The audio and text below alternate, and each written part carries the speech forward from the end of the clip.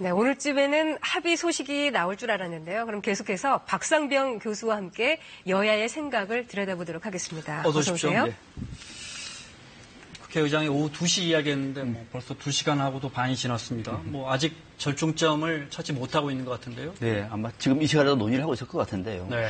만약에 오늘 결렬되면 어떻게 되느냐 할 때 물론 그냥 결렬하고 그냥 지방선거 치르자 이렇게 볼 수가 있겠으나 여야가 잃어버릴 수도 있는 게 많습니다. 일단 집권당 같은 경우에는 결국 국회를 파행으로 몰고 같은 집권당의 책임이 있는 것이고 야당 같은 경우에는 턴시까지 하면서 얘기했는데 아무것도 못 얻었다. 네. 제1야당인데 이런 데또 문제가 있기 때문에 앞서 우리 화면에도 봤습니다만은 극적으로 타결될 가능성이 남아있고 또 정식인 국회의장이 임기가 얼마 안 남았습니다. 네. 네. 마지막 작품으로 내고 싶은 거거든요. 또 이거는 우원식 민주당 원내대표도 마찬가지예요. 그래서 극적인 타결 가능성도 아직은 조금 더 지켜볼 필요가 있습니다. 우원식 대표도 11일까지인가 그렇죠, 얼마 안 임기가. 남았습니다. 네. 잘 정리하고 이렇게 바톤을 넘겨주고 그럼요. 싶을 텐데요. 네. 김성태, 지금 단식하고 있는 김성태 자유한국당 원내대표가 민주당이 끝내 아무런 답을 하지 않으면 5월 국회 종료를 선언할 것이라고 말했는데 종료를 선언한다는 게 무슨 말입니까? 이제 임시국회가 지금 5월 국회가 열리고 있는데 네. 끝내겠다는 겁니다. 네. 어떤 협상도 끝났다. 네. 바로 지방선거 가겠다라고 하는 얘기인데 이 얘기는 지금 제1야당이 할 수 있는 카드가 별로 없습니다. 지금은 5월 국회와 관련해서 국회의장도 뽑아야 되고 등등과 관련돼서 현안도 있고 네. 또 지금 남북관계가 상당히 지금 급진된다고 있지 않습니까? 관련돼서 국회에서 뒷받침할 부분도 있는데 제1야당도 할 수 있는 역할이 5월 임시국회인데 네. 지금 특검법 가지고 그렇게 여당에서 계속 그렇게 놓으면 우리는 다 손들고 나가겠다. 모든 거 다 꺼내겠다. 이런 네. 얘기거든요. 그런데 이제 이 대목은 우원식 원내대표가 야당 탓이다라고 말할 것도 일리가 있겠습니다만 중요한 것은 야당 탓이 아니라 민주당 입장은 지금은 다수 정당이고 상당히 지지율이 높습니다. 그러면은 야당이 응할 수 있는 테러를 만들어주는 것도 괜찮은데 그 다음에 협상이 안 되다 보니까 조금 늦게까지 지금까지 진통을 겪고 있는 것으로 이렇게 이해가 됩니다. 화면은 아마 오늘 오전에 네. 의장실에서 원내대표들이 회동하고 있는 장면인데 이때는 아무런 답을 만들지 못했습니다. 네, 이렇게 국회 정상화 합의가 되지 않은 것에 대해서 더불어민주당 우원식 원내대표는 야당에 대한 서운함을 드러냈습니다. 직접 들어보겠습니다. 특검 수용이 국회 정상화의 전제라던 자유한국당은 특검과 추경을 동시 처리하자는 민주당 제안은 불가하며 무조건 특검만 먼저 처리하자며 협상을 걷어차버렸습니다. 도대체 특검과 추경의 동시 처리가 뭐가 문제입니까? 특검 먹튀하고 추경은 내팽개치겠다는 그런 수입니까? 게다가 4월 국회가 끝나기 전에 단 하루의 빈틈도 없이 5월 국회를 일방적으로 소집해서 자당 의원 보호용 방탄국회에 올인한 사람이 누구입니까? 단식 농성을 하든 특검을 수용하겠다는데 여당이 이보다 더 성의 있는 자세를 어떻게 보여야 한다는 말입니까? 네, 어제 여당인 민주당이 특검 조건부 수용 카드를 제시했었잖아요. 네. 민주당 안이 어떤 건가요, 구체적으로? 참 우원식 원내대표가 더 성의 있는 자세 어떻게 보여야 한다는 거냐 지금 이런 얘기인데요. 네. 지금 더불어민주당은 주장하고 있는 것이 그러니까 조건부 특검 수용입니다. 어떤 네. 조건이냐면은 특검법 명칭에 지난 대선이 포함되어 있습니다. 네. 지난 대선에 뭘 잘못했느냐 근거가 있는 거냐. 그러니까 만약에 특검을 받아들이면 19대 대통령 선거 댓글 조작 사건에 대한 무슨 특검 이런 식으로 하는데 그렇죠. 거기서 대선은 빼자. 그렇습니다. 지난 대통령 선거를 앞에 명칭에 넣으면 중요한 대목이거든요. 네. 마치 뭐가 있는 것처럼 네. 없는데 그거는 안 된다. 이런 빼자. 이것을 지금 요구하고 있고요. 그다음에 특별검사를 추천한 것도 중요하지 않습니까? 이거는 야당이 하겠다. 좋다. 야당이 해라. 그런데 특별검사를 좀 이렇게 합리적이지 못한 사람이 들어올 경우에는 야생이라고 하더라도 그거 어떡하느냐. 이런 얘기가 있습니다. 네. 지난 박근혜 대통령의 변호를 했던 그런 분들이 들어오면 어떡하느냐. 이런 말을 했어요. 그러면 그냥 해야 되는 거냐? 안 된다, 그거는. 우리 그 부분 달라. 라고 하는 얘기고.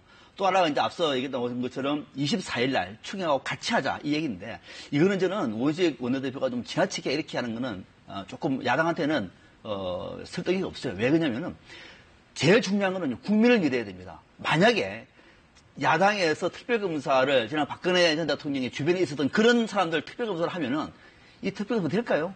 그건 오히려 그 검사를 추천했던 정당한테 역풍이 봅니다. 또 바른미래당은 야당입니다. 또 민주평화당하고 정의당도 교수단체가 되어 있으면 네. 함께 논의를 하는 거거든요. 그 문제 넘겨주는 것도 그러니까 그쪽에 판단을 맡겨주는 것도 좋은 방식이고 또 하나가 24일 날 하자는 얘기도 1년이 있습니다만 24일이면요 한참 뒤거든요. 24일 날 함께 처리하자는 함께 거죠? 처리할 네. 그때 본회의가 열립니다. 그때는 네. 국회의원을 뽑아야 되니까. 근데 그렇다면은 여야가 특별검사 임명되다가 결국 지방선거 끝나고 난 다음에 그때 복귀하자는 거냐. 그거 너무도 정략적이다. 지금 급한 상황인데 야당의 제의를 탄식을 하는데 24일 날 하자고 그게 특검법 수용이냐? 못해. 8일 날 오후 2시까지 최고 통첩이야. 그래서 지금 오늘 오후 2시가 된 거거든요. 조금 이거는 여야가 다 할 말은 있습니다만 협상용으로 내기에는 조금 제가 볼 때는 좀 과도하다는 생각도 듭니다. 그래서 자유한국당이 조건부 아니고 조건 없이 무조건 특검을 해라. 수용해라. 네. 그런 얘기인 거죠. 네, 네. 네네. 방탄국회 이야기는 뭡니까?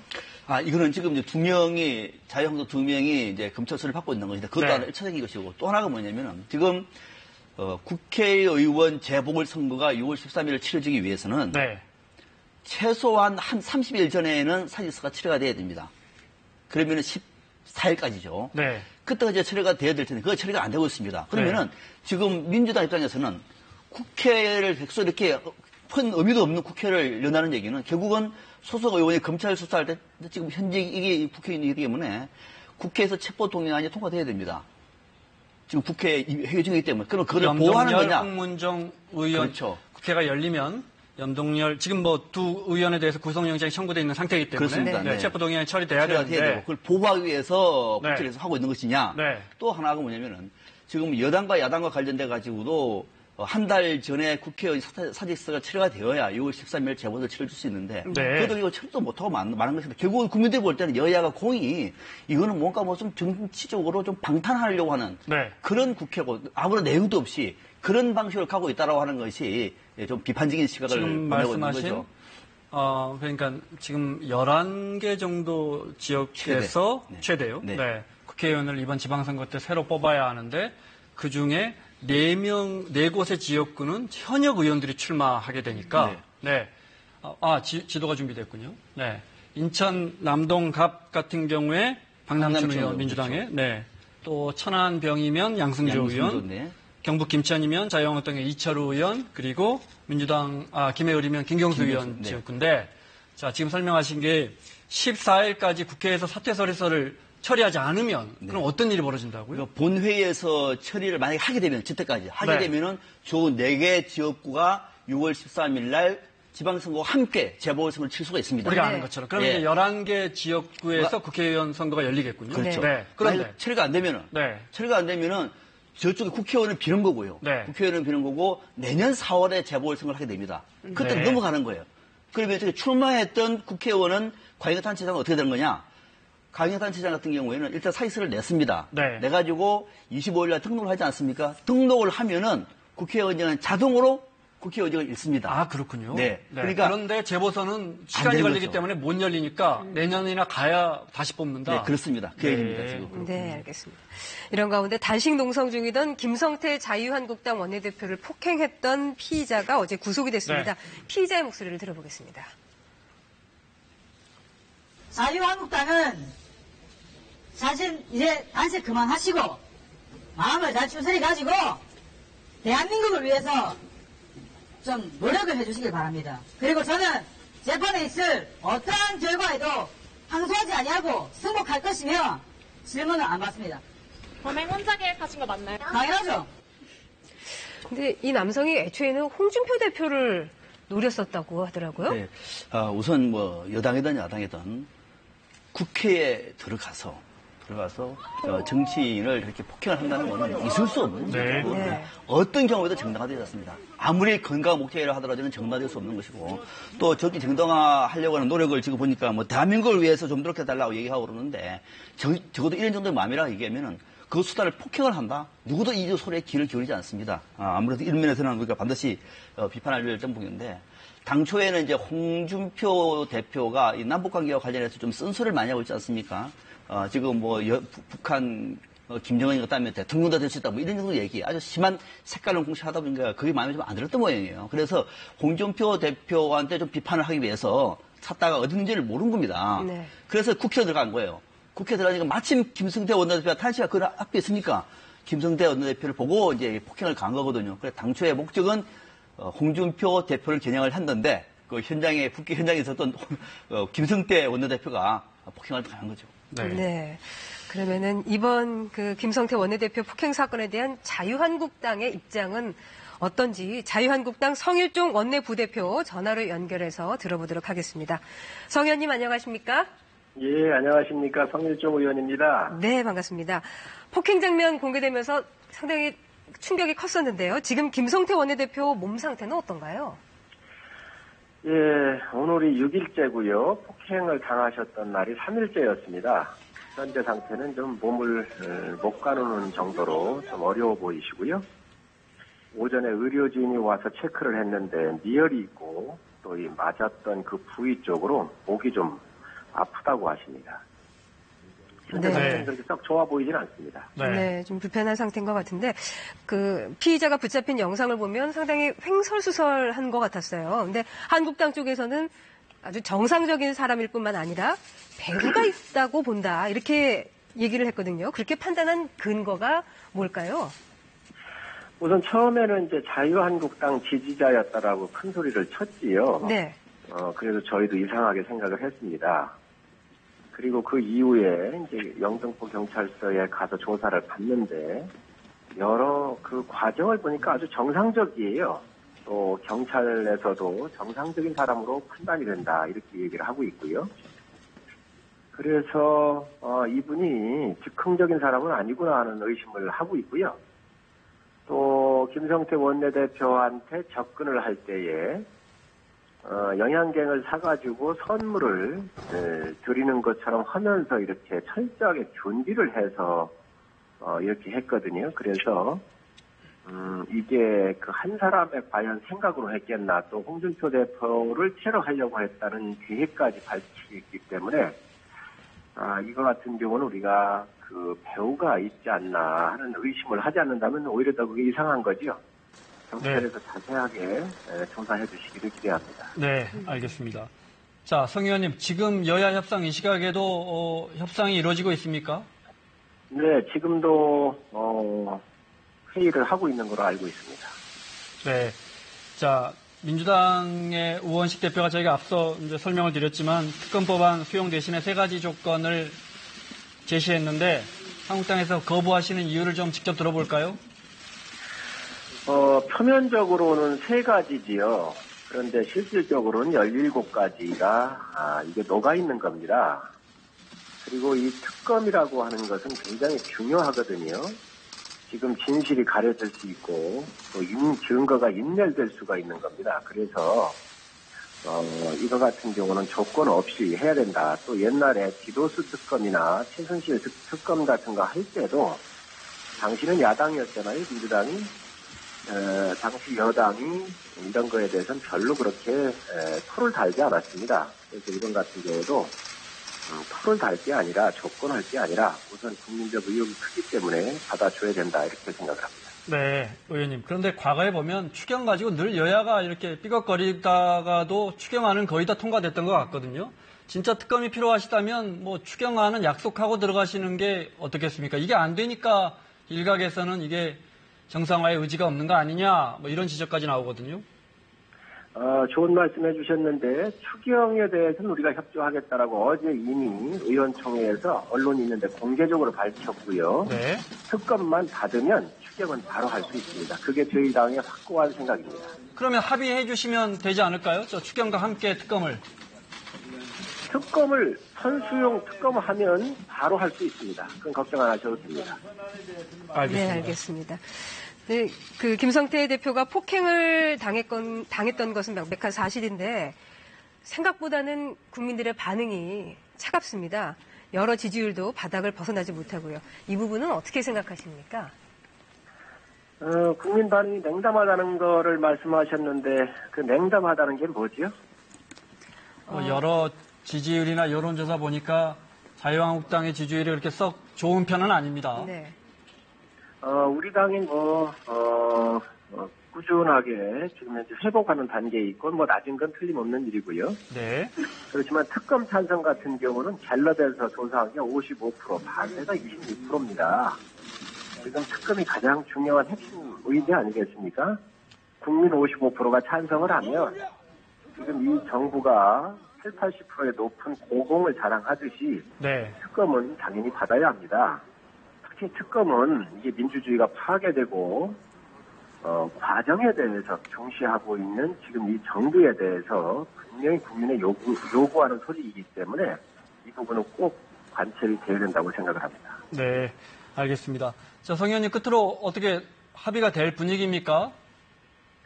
지켜봐야 되겠습니다. 특검이 가장 중요한데 특검에 대해서는 우선 지방선거로 이후로 자꾸 미루려고 하는 그런 경향을 좀 보이고요. 또 특검을 미루게 되면 증거나 이런 것들이 인멸할 수 있는, 지금도 굉장히 많이 은폐가 되거나 인멸된 거로 생각을 하는데 이거에 대해서 시간이 없습니다. 그래서 빨리 특검을 수용해 주시기를 간곡히 호소합니다. 알겠습니다. 오늘 전화 연결 고맙습니다. 네, 감사합니다. 네, 자유한국당의 성일종 원내 부대표였습니다. 네. 이번에는 이제 드루킹 댓글 조작 의혹 좀 여쭤보겠습니다. 김경수 의원 23시간 경찰 조사를 받고 나왔는데요. 그동안 제기된 드루킹 의혹을 전면 부인했습니다. 네, 그렇습니다. 네, 김경수 의원 얘기는 그동안에 두 차례 기자회견을 하지 않았습니까? 그때 나왔던 내용을 그대로 이제 똑같이 얘기를 했습니다. 뭐 이를테면은 참고인 신분으로 받았습니다만은 자신은 썬펄, 그러니까 착한 댓글을 달은 걸로 알고 있었다. 네, 그러니까 여론 조작이다 이런 걸 몰랐다는 얘기죠. 그런 얘기를 한 것이고 또 하나는 그 인터넷 주소를 넣은 것도 드루킹한테만 준 것이 아니라 다른 동료 의원들에게 URL이라 그러죠. 네. 다 전달한 것이다. 그거는 당시에 선거를 한 누구나 할 수 있는 것인데 그게 뭐가 잘못된 것이냐라고 하는 얘기를 했고요.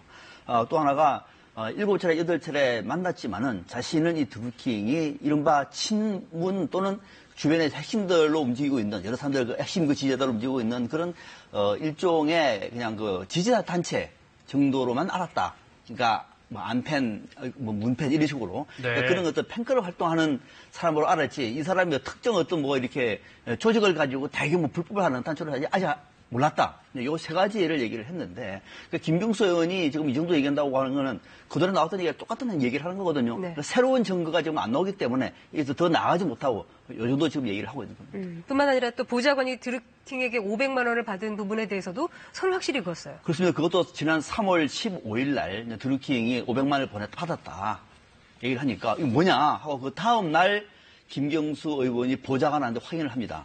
받았습니다. 빨리 돌려줘라. 그리고 사직서 내라. 이렇게 얘기를 했다는 겁니다. 네. 그러니까 그때 알았던 것이지 그 이전에는 몰랐다. 이것도 지난번에 했던 그 내용 그대로 똑같이 반복을 했습니다. 네. 이와 관련해서 자유한국당 홍준표 대표가 네. 30분 조사받고 TV 보고 놀았을 것이다. 이렇게 비판을 해서 또 논란이지요. 네, 이거는 글쎄요. 이게 지금 홍준표 대표가 요즘에 좀 화제 계속 뿌리고 다니는데 네. 23시간 조사를 지금 나오죠? 23시간 조사를 받았다 그러는데 무슨 23시간이냐? 아마 한 30분 조사받고 TV 보면 놀았을 것이다. 이렇게 좀 조롱스킨 얘기를 했는데 여기에 대해서 이제 박병규 의원 같은 경우는 제1야당의 당대표라고 하는 분이 이렇게 가별수가 있느냐, 경찰 조사를 뭐로 보느냐 이런 얘기인데요. 이거는 뭐냐면은 그만큼 지금 자유한국당 홍준표 대표가 경찰 수사에 대해서 신뢰를 하지 않는다는 얘기입니다. 앞서 우리가 선일정 의원 얘기를 들어봤습니다만 지금 빨리 특검을 하자는 얘기도 이렇게 시간만 끌다가는 결국은 경찰의 이게 허지부지한 수사가 시간만 보내고 지방에서 끝나고 하는 것 아니냐. 지금 급하다. 그러다 보니까는 당 대표까지도 경찰 수사에 신뢰하지 않으면서 무슨 23시간이냐 한 30분 받았을 것이다 이렇게 지금 비판하고 있는 대목입니다. 네. 네. 자, 김경수 의원 소환 다음 날 선거 출정식 열었습니다. 경남지사에 출마하는 두 후보, 여야 두 후보의 이야기 잠깐씩 들어보겠습니다. 지난 한 달 참 고단했습니다. 그러나 괜찮습니다. 여러분의 격려와 지지 덕분입니다. 지금까지 경남을 이끌어온 분들이 누굽니까? 그분들의 낡은 방식과 낡은 사고로 경남을 이렇게 만든 건 아닙니까, 여러분?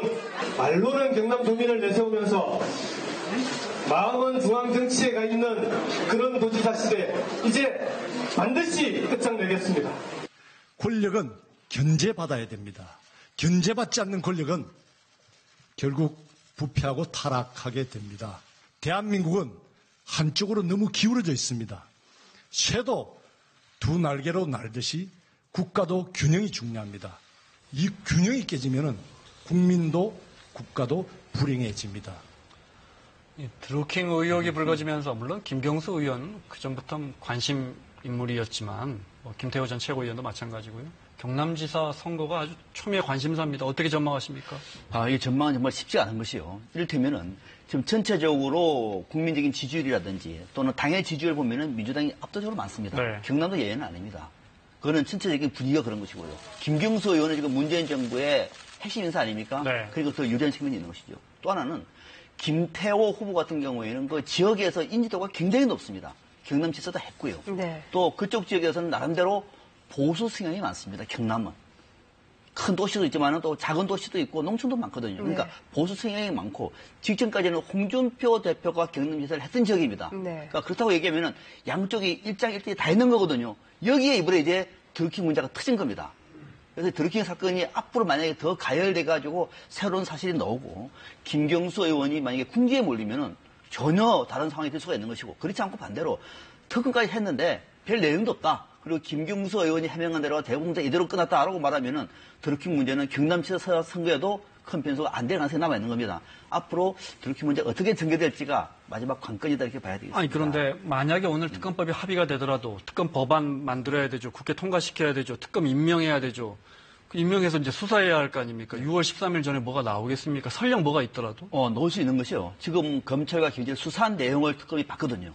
그걸 봐서 검토를 합니다. 네. 그 검토를 한 것 중에서 새로운 사실 같은 경우에는 특검도 얘기를 할 수가 있는 겁니다. 그래서 특검의 수사 대상을 어디까지 가겠다 정도. 그러니까 특검이 정식으로 수사를 하게 되는 특검의 입장을 발표할 때 그런 내용을 보고하기 때문에 좀 시간이 있는 거죠. 그런데 만약에 24일 날 통과가 된다고 얘기하면은 특별검사 임명하고 동의하고 논의하고 하다 보면은 지방선거 끝나버리니까. 그때 너무 늦군요. 그래서 이제 김성태 원내대표가 지금 해야 되지 무슨 24일이냐 네. 그렇게 반발하고 있는 겁니다. 알겠습니다. 네.